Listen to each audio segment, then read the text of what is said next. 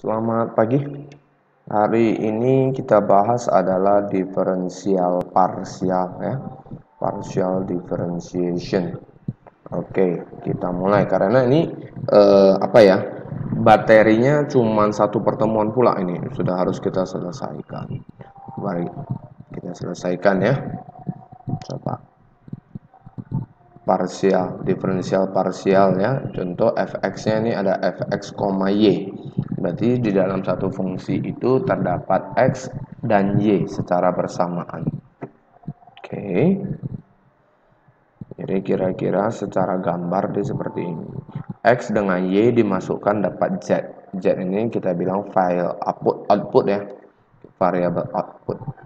Oke, practice problem. Kira-kira Anda diberikan seperti ini, seharusnya Anda bisa menyelesaikannya. Tidak ada masalah, ini pengenalannya dulu ya. Oke, fx itu, Anda tahu ya, fx itu adalah jarak terhadap jarak kurva terhadap sumbu x. Itu adalah fx, kan begitu. Bagaimana dengan fxy? Itu adalah jarak kurva terhadap bidang xy. Bisa dimengerti ya. Tadi kan jelas ini. Kalau fx berarti jarak terhadap x. Kalau fxy berarti jarak terhadap bidang xy. Ini berarti sudah 3 dimensi. Oke. Berikutnya. Diferensial parsial adalah diferensial yang sebagian saja. Jadi dz per dx. Z-nya kan memiliki dua variabel ya, x dan y. Nah, jadi kalau dz per dx, Anda fokusnya ke x saja, anggap sebagai variabel. Y-nya anggap sebagai angka, gitu. Ya, lambangnya adalah dz per dx atau df per dx atau mungkin ditulis fx. F-nya tapi harus menggunakan huruf kecil ya, tidak menggunakan huruf besar. Begitu juga dengan diferensial parsial terhadap y, kan begitu. Diferensial parsial terhadap y, df per dx, kira-kira seperti itu. Coba kita lihat sederhananya dulu ini. fxy, first order partial derivative of the function. Berarti turunan pertamanya. Turunan pertamanya adalah df per dx. X kuadrat diturunin Anda sudah tahu pasti 2x. Y pangkat 3, nah ini dianggap sebagai angka. Y pangkat 3 turunannya apa? 0. Karena tidak punya X di situ, maka menjadi 2. In the same way, df per dy turunkan y terhadap y ya, intinya ya. X kuadrat 0 lah. Y pangkat 3, 3y kuadrat. Harusnya tidak ada masalah untuk Anda. Kira-kira seperti ini.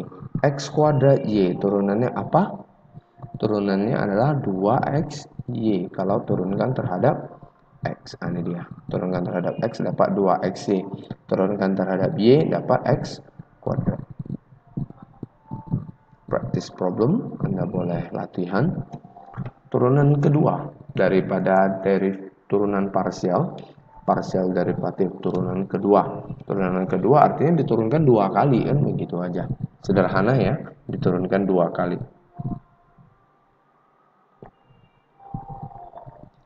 Pada saat diturunkan 2 kali, kamu lihat dia diturunkan terhadap apa saja gitu loh.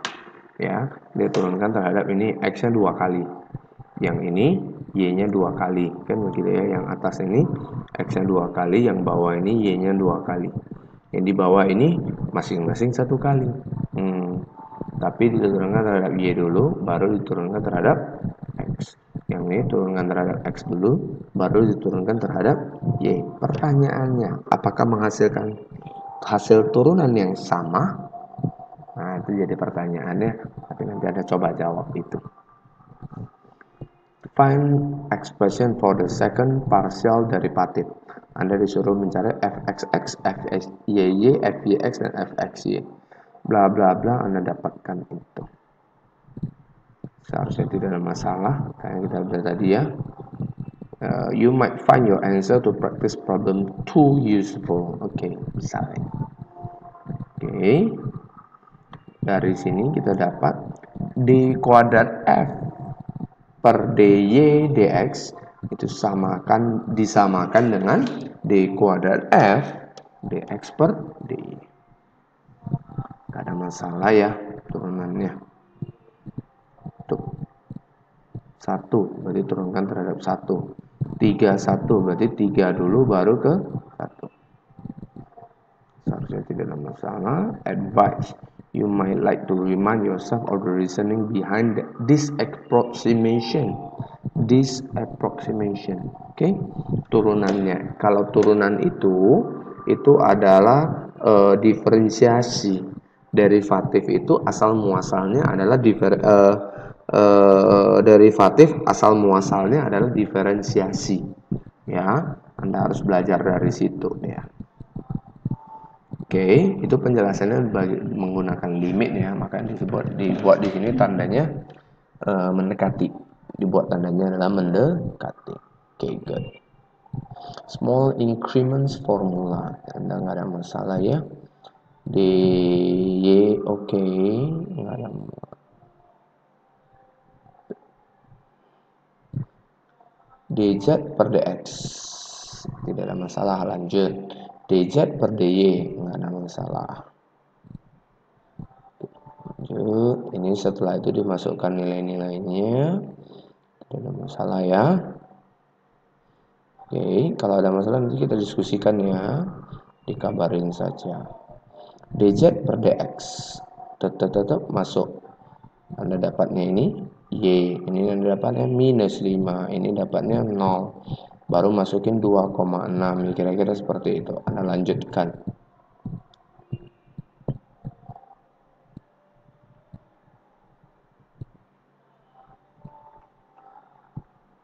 This problem keyterms bagian 5.1 tidak ada masalah. Oke.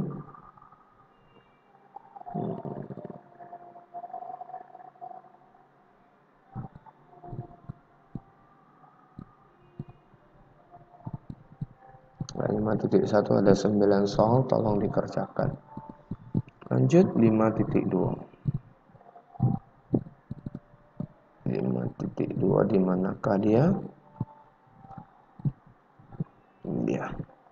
Partial elasticity dan marginal function. Kemarin saya sudah jelaskan yang namanya elastisitas dan fungsi marginal. Sekarang yang dipelajari adalah turunannya. Nah, ini perubahan aja. Kalau tadi Anda menggunakan X dan Y, nanti di sini Anda menggunakan apa? P dan Q, atau mungkin MC, atau mungkin E kan elastisitas ya. Nah, kira-kira seperti itu. Percentage change in Y over percentage change in Q over in Y. Itu dapatnya nanti dQ per dy. Ini kita nggak masalah, lanjut aja.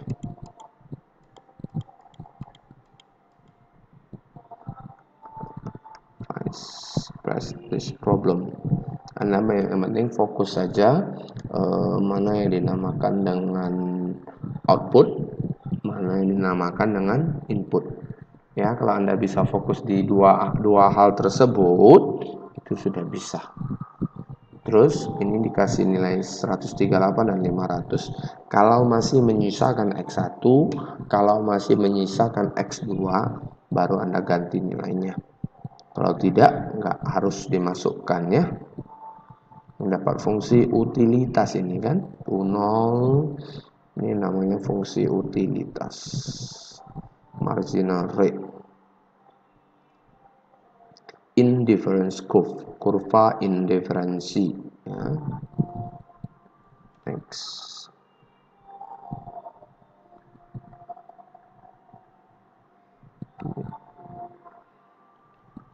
Ini sudah masuk ke dunia ekonominya ini. Marginal rate of technical substitution is the marginal product of labor divided by the marginal product of capital. Ya, labor bagi dengan kapital. Masih 5.2 ya. Lanjut. Total output, ini harusnya Anda sudah tahu ini ya. Capital times labor times itu sama dengan total output. Oke, 5.2 ada beberapa soal untuk Anda dikerjakan. Tadi ada 11 ya tadi ya. Lupa saya. Ini ada 10 nampaknya. Ya. 10 ya. Oke. Komparatif statik.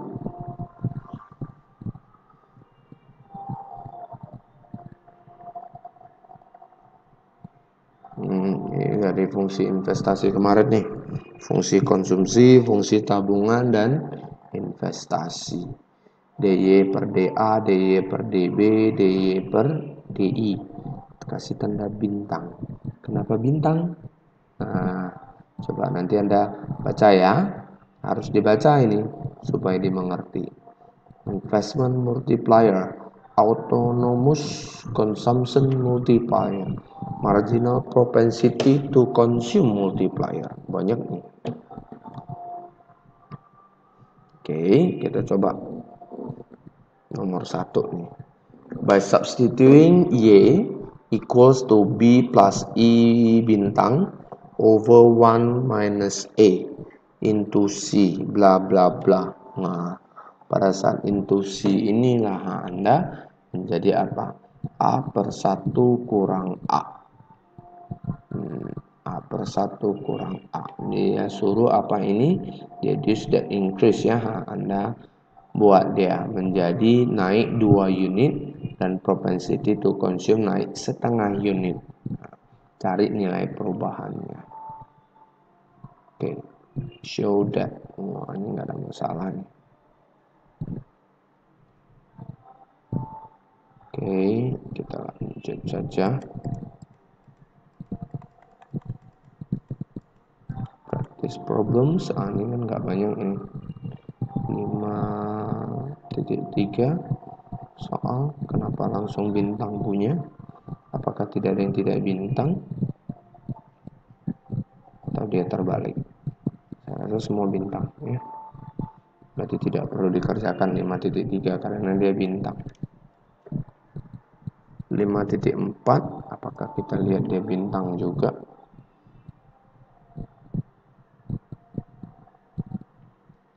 Ini aplikasi.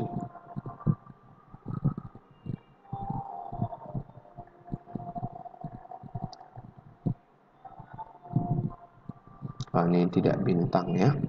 Pengerjaannya sama aja, ini nggak jadi masalah. Stationary point itu artinya turunan pertamanya samakan dengan 0. Baru stationary point adalah minimum. Nah, buktikan itu. Turunan pertamanya kalau dia minimum, turunan pertamanya bagaimana kalau dia maksimum. Nilai stasioner ya. Anda tahu kan kalau nilai stasioner itu kurva. Kurvanya itu mencapai suatu titik tertinggi, dia akan berbalik arah menjadi turun. Atau mencapai titik terendah, dia akan berbalik arah naik. Baru ada namanya titik belok atau saddle point. Nanti kalau ada di sini namanya saddle point. Itu titiknya terjadi perubahan. Terjadi perubahan yang sangat kentara kalau namanya. Sangat kentara, sangat terdeteksi. Nah, itu dia. Itu saddle point. Oke, kita punya beberapa soal untuk Anda, nampaknya 8 saja. Oke, 55. Saya rasa 55 kita lewatkan dan 56 juga lewatkan. Selesai bab ke-5. Tinggal lanjut ke bab ke-6 nantinya. Belum. Ya, ini udah bab ke-6. Saya rasa cukup, kita sampai bab ke-5-nya selesai. Terima kasih.